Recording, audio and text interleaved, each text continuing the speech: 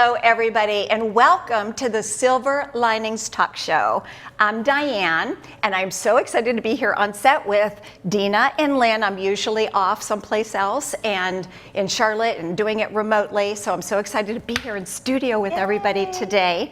And what we're going to do to start the show off is show you a little sneak peek of our guest today. So take a look.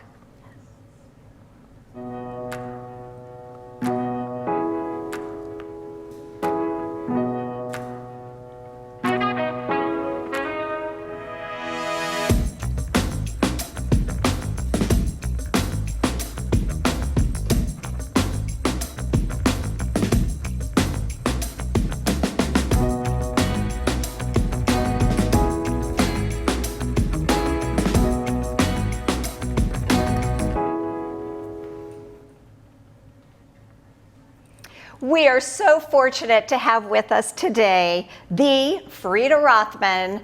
She is beautiful, talented. She's an entrepreneur. She is a mother of 5. I don't know how she does it all, but we're going to find out in today's show. And let's just hear from Freida. Yes. Welcome, Freida, to the show. We are so excited to have you with us today. And you are zooming in from New York City today for us. Yes, I'm in my home in Brooklyn, New York. Wonderful. Funny, I just came from Brooklyn yesterday. I was down there. Awesome. Excellent. Awesome. So I'd like to jump into the first question. How do you delve into your creative process to establish all of these amazing pieces of jewelry? Well, thank you so much for having me. So I'm a born artist. I've always been an artist. I've always sketched and painted, and I was born into a jewelry family. I am a second generation jeweler. My family has been in the jewelry industry close to 45 years. And I started originally working in private label. I was working with other jewelry designers and helping them put together their collections. And about 13 years ago, I remember sitting at my desk and my husband really encouraging me to start my own brand and start my own collection. Since I was working with all of these other designers, he said, Freida, I think you can do this yourself. No. So I was very hesitant to put myself out there and put myself in the real world. I was very happy being that behind the scenes person. And, he kept nudging me that I can do this, I can do this. And until I kept saying, no, I'm very happy. I had 3 kids at that time when that started. And until he decided that that was it, I came to work one day and there was boxes around my desk that I couldn't even reach my chair. And I said, Matt, what's going on here? And he goes, open up the boxes. And I opened them up and they're full of jewelry displays with the name Freida Rothman written all over it. Oh, how And great. he goes, Freida, I just spent all of our savings on these displays. Oh, what a great husband you have. Get to work. I believe in you. I know you can create. I know you can do this. Let's start this business. We've got no money left anymore anyway, so let's just do this.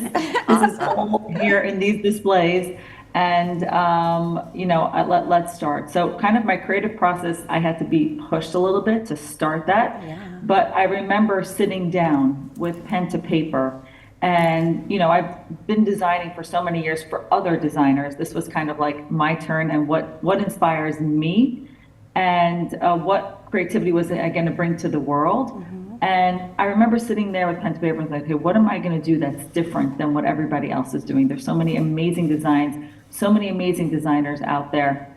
And I remember sitting down and thinking to myself, okay, so Freida, who are the people or places that inspire you the most? And I decided that I'm going to dedicate the Freida Rothman collection to the city that I grew up in and still live here and raised my 5 children here. I'm also, Diane, you forgot to include a grandmother of 2. Oh. A grandmother of 2, yes, not just the 5 children. It's pretty recent, within 6 months, but 2 granddaughters. And I decided that, I pay tribute to this city. I grew up here and I speak a lot about the inspiration of my grandparents in my life. All 4 of my grandparents were Holocaust survivors, my 2 grandmothers being Auschwitz survivors, and I grew up across the street from them. And they were forever grateful to the city, to this country, And I thought, what a wonderful tribute for my family to kind of give back and to find the beauty in New York City. So And that a is lot where, and that is where I want to take this, because we have a photo of some of the amazing design collections that you have done. And one is the kind of the creative piece of bringing Brooklyn into your creative design aesthetics in your jewelry. Can you talk a little bit about that? And we're going to show a picture that you sent of a couple of Brooklyn inspired pieces, yes. And Sure, I have to so say, one of the very I think first I saw that pendants- this weekend when I was there. I saw that, you know, so it Yeah. was, I thought of you when I was walking through Brooklyn, seeing your pieces. Yep, so this Right, is, and that's kind of what I want you to feel when you're looking around Brooklyn or places that are super gritty. I want you to say, hey, that fire hydrant or that manhole cover can turn into a beautiful piece of jewelry. So one of the very first pieces that I designed, if you look over to the left, it is that manhole cover inspiration. You'll notice lots of crisscross designs in my pieces because it's inspired by the train tracks. On the streets of New York City, you'll notice manhole cover inspirations. And when you look at the pieces, they truly are, there you go. Yes. They truly are Lynn has beautiful. the Yes, so literally inspired by the streets of New York, using lots of darkened rhodiums. And the whole point of the collection really is when women are wearing my pieces, I want you to wake up in the morning and say, I'm going to look at, you know, my day as a glass half full. I can find beauty in every single moment of the day. So that was one of the very first pieces that I designed, was inspired by the manhole covers on the streets of New York City. And that's why I've been so inspired by her accessories jewelry, because it's accessories with meaning. It's not just wearing a piece of jewelry. There's meaning behind everything. So thank you for that. awesome. So Freida, what has been your experience navigating the fashion jewelry industry as a female entrepreneur? So that's a great question. Actually, the jewelry world in general is pretty male dominated.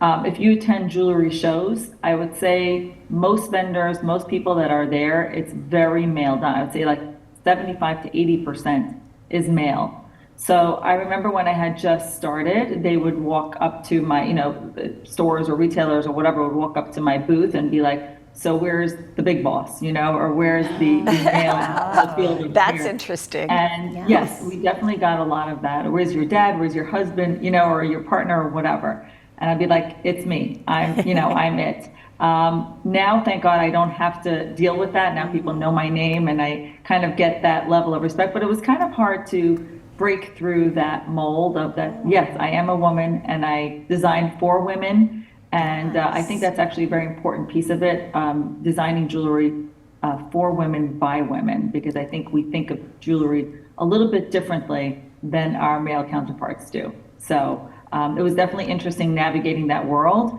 but had to fight, and we made it through. So we're here. I love that story because I never would have guessed that first I off, would not have that either. it was such a male-dominated industry, but being in it, obviously, quick question, were you ever intimidated by that at all, or was it inspiring to you? So in the beginning, it is intimidating. It is. You feel a little bit like nervous, like it is. It's very, and they, you know, they've been in the industry for years and years. Also, you have to understand we live in the fine jewelry space since we're sterling silver jewelry. So there's a lot of diamonds and gold, and it still is today very, very male dominated. So yes, it took time, but as years go by, and the more you do something or anything, it doesn't matter what field, you just get better and better at it, and you just gain more confidence. So I think over time, I've built more confidence because we saw the customers responding, I saw my business grow, and I felt more confidence as more time went on. Well, I think you have the right mindset for sure, because the next question really is about what inspired you for the Women in Strength campaign, and that in and of itself is inspiring beyond measure. So I'd love to hear a little bit more about that. Sure. So as, you know, I was in the first year, you know, I feel so blessed that Nordstrom picked up the collection, and they really gave me the confidence to continue, because when you have a retailer such as Nordstrom pick you up in year one, you're like, okay, I think I got this. I think I can do this. So over time, you know, I was selling these beautiful pieces, this beautiful jewelry, and I was sitting with my team and my creative team, and we were talking about female empowerment. It was like a really big year to be talking about it. This was in 2019. And, they were talking about, Freida, who are the people that, like, who do you really look up to as somebody, in the female space, or somebody that you can speak to? And, I'm thinking for like a minute. And I said, guys, you know the answer to that. It's always going to come back to my grandmothers. Like, they're the most empowered women I know. Women that lost everything and then rebuilt their lives from the ashes. I mean, it's a very personal story for me. And, their photos hang in my office because I think they're just beautiful daily reminders to always put one foot in front of the other, and everything's going to be okay. And we're going to get through this, whatever challenging time it is. And they asked me, Freida, would we be able to honor their story or their legacy, or to talk about them? And, I was very hesitant because my grandmothers are Holocaust survivors. I'm in the fashion world. How do I tie those two worlds together? It was so interesting to me. I would have loved to do something like that, but I was very scared because such a big story, and bringing it, I wouldn't say down, but how do I connect It's those personal. two? It's so personal. Yeah. Yes. A, it's so personal, and B, is their story is so, like, I just didn't want to make their story or cheapen their story or Yeah, anything. it's that vulnerable. effect. Yeah, you're Very vulnerable. honorable, but also Yeah. scary to deal with that. So I said the best Yes. way, I loved the idea to honor them as strong women and platform them as part of a campaign. But, on the other hand, I was a little bit nervous to do it. So we decided right then and there, and this is, I think, is a great concept for anyone that has a business or has an idea. Just go. Like, you have an idea, just start, try, just go start and see what happens. Yes. So right then and there at that table, my grandmothers had passed at that time. I picked up the phone and I called this woman, Dolly Rabinowitz, who I grew up with. And she is a Holocaust survivor and Auschwitz survivor. She was like a second or third grandmother to me. She unfortunately couldn't have children. And I picked up the phone and I called her and I said, Dolly, I would love to do some kind of campaign where I can honor you as a woman of strength and share your story through my brand. There's a lot of people that I work with that are not so familiar with your stories, and I grew up with them, but would this be something that you would be interested in? And I would design a very special piece of jewelry that we can give back through sales of either. I didn't yet know what piece of jewelry I wanted to do, but I felt like I really wanted to share their stories of strength. And Dolly said, Freida, I love this idea. I know you since you're a little girl. You've always been a very creative person, but I don't know exactly what you're referring to. Why don't you come and join us for lunch with other female Holocaust survivors and share this idea that you have? And I was, very happy because it gave me 2 days to figure out exactly what I wanted to do and kind of, how I would share their stories of strength. And this call happened on a Monday. On a Wednesday, I went to this place in Brooklyn where there was about 20 Holocaust survivors sitting around the table having lunch. Wow. And I shared with them this idea that I would love to design a very special bracelet. I had never done jewelry with words written on it before. I had always had jewelry that had these gorgeous mixed metals, but I had never done anything that had like literally spelled out a word on it. And this bracelet that I wanted to design was in big, bold letters with the word strength written on it. And from the top, when you read the words, you give yourself strength, but the words are written on the other side, vice versa. So when you give back to others, you pass strength on to the next person. And this was a charitable piece that I wanted to give back through sales of this bracelet. And I kind of shared this idea that I would love to share their stories of strength and also to design this bracelet in their honor. And I remember sharing that idea with them. The room was quiet. And I'm like, shoot, I don't know what they're thinking or what they're feeling. But I did let them know that I'm the granddaughter of survivors, and some of them knew my grandmothers, which they felt comfortable with immediately. And their response to me was shock and awe. And they said, we just cannot believe that there's a young person out there today that still cares to hear what we have to say. Oh, that's so nice. That was their response to me. They all came over to me, were holding my hand, giving me special blessings, wishing me luck on this campaign, and it would be their tremendous honor to be part of such a campaign. And Well, I you have shared so many like pillars of strength and ways that you have harnessed strength in your life and in your work. And we just want to thank you. And Diane even shared with us about wearing her love bracelet. I have it on right now. I wear my love bracelet every day because I I love the way she wrote, "The love goes to me when I wear it." And I remind myself that I've got to love myself first. And then I walk into work, and then the other side, when I meet my clients, I am sending them love. And it's my mantra, it's my little meditation. And it's so beautiful at the same time, because I love beautiful things. So I just can't believe it only took you 2 days. Okay, that's what yeah. It's like, oh, I have 2 days. That's great. I would have been nervous that it was only 2 days. So what are some of the challenges of being a CEO and a mother of 5 and a grandmother of 2? Yes.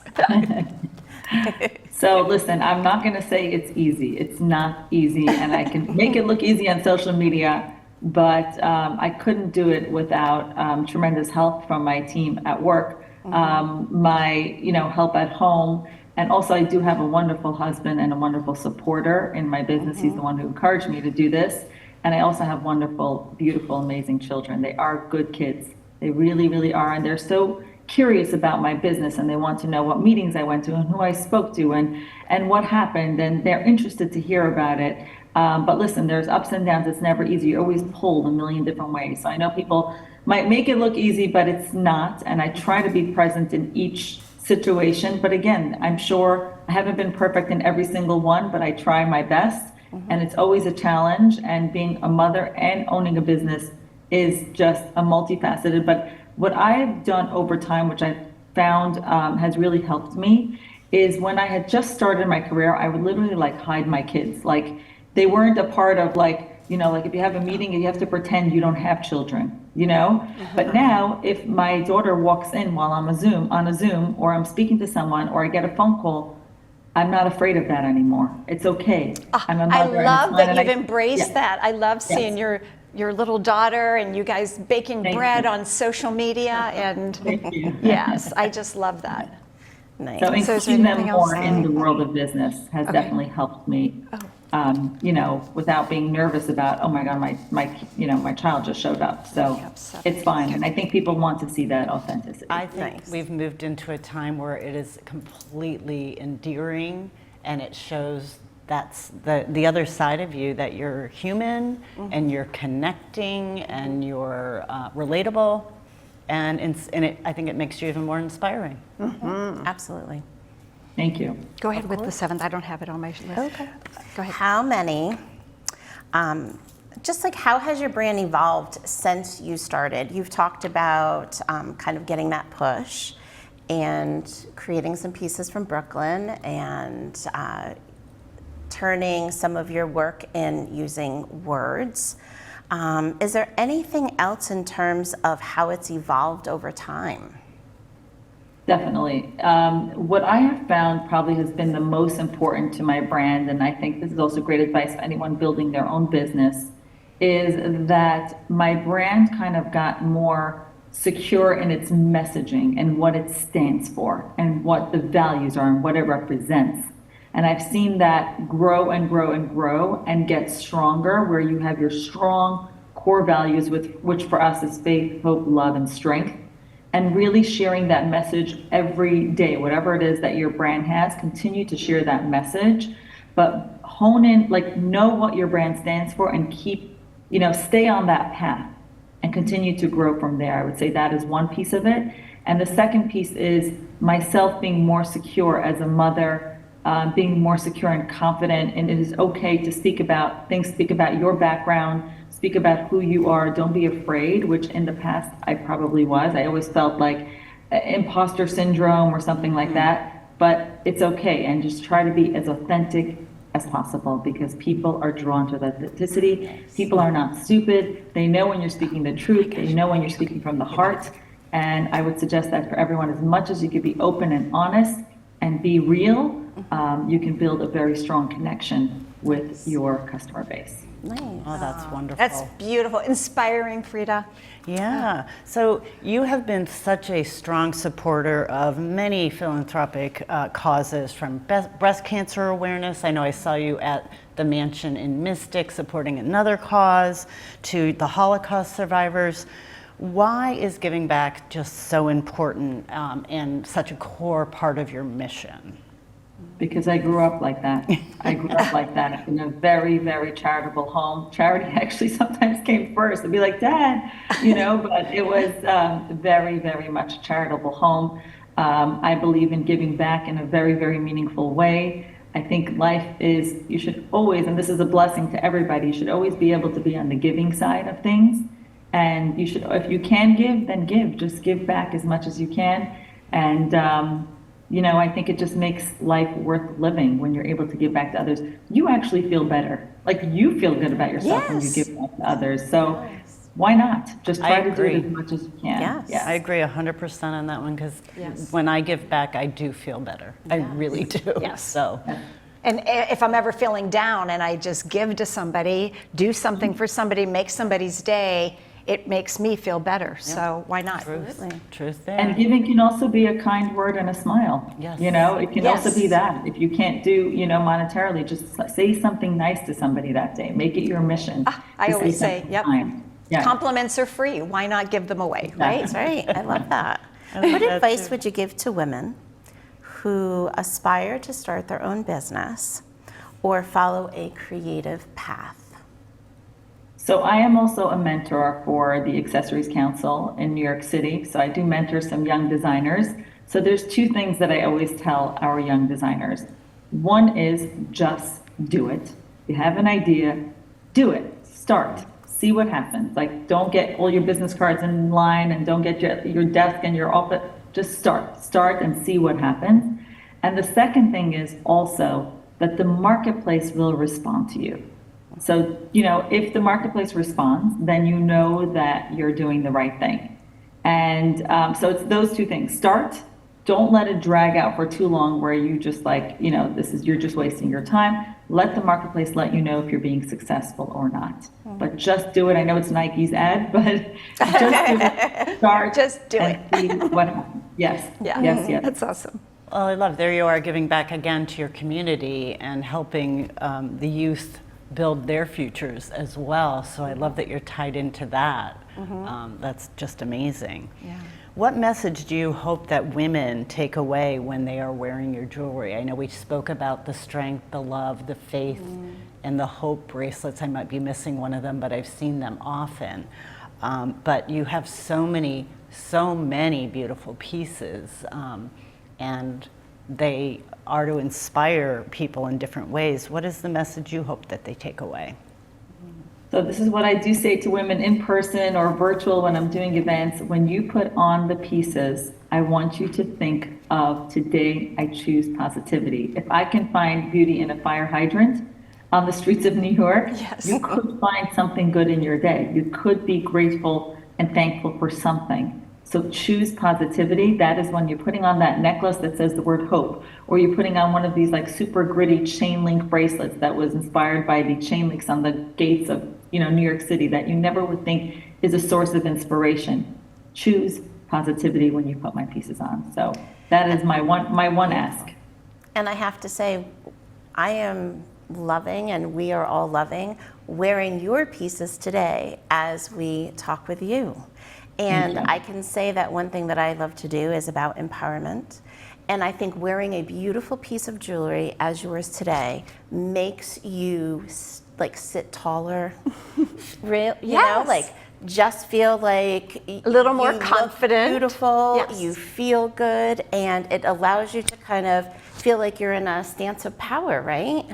I do have to say, when I wear your piece, that is the flip over manhole cover, the two-sided, people ask me about it.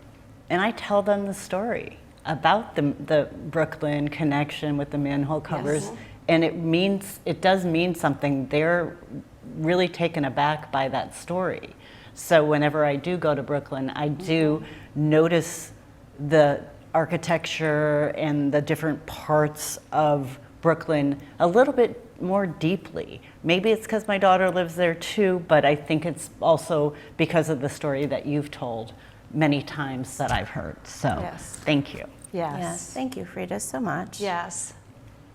And we just really appreciate you, and we love what you are bringing to the world, and that is in many forms. It's in jewelry, it's in the way that you share, it's a way that you empower people, philanthropy, sharing your stories. We are very blessed to be able to share all of that today with our viewers. And just to note that there will be a link in our credits if people want to check out your jewelry and hopefully find a piece that inspires and calls out to them. Yes, and she has something for everybody. She has purses and she has rings. I have a ring on today. I mean, they're all so beautiful and elegant and something for everybody. So Freida, we thank you for being with us today. Yes, I'm honored. Is there Thank you so anything else much for that you having would like me. to share Thanks with us? for putting this together. Yes, yes. Any final word? Any final tip? Anything to wrap up our time together? Well, first, I just want to thank Diane for putting this together. She's one of our Freida Rothman stylists. I'm very proud of our stylist team that we have all across the country, all women-owned businesses that help support us here all across the country. And my parting message would be is to stay positive, stay strong, and sending love from New York. Thank you. Oh, Thank you, that's Freida. beautiful. Thank you, Freida. And reminding everybody that the sun always shines when you look for the silver linings, and you will need your Freida Rothman sunnies. Love that. Yes. Thank you all Thank for you, joining ladies. us. Thank you. Thank you. Bye. Bye. Bye.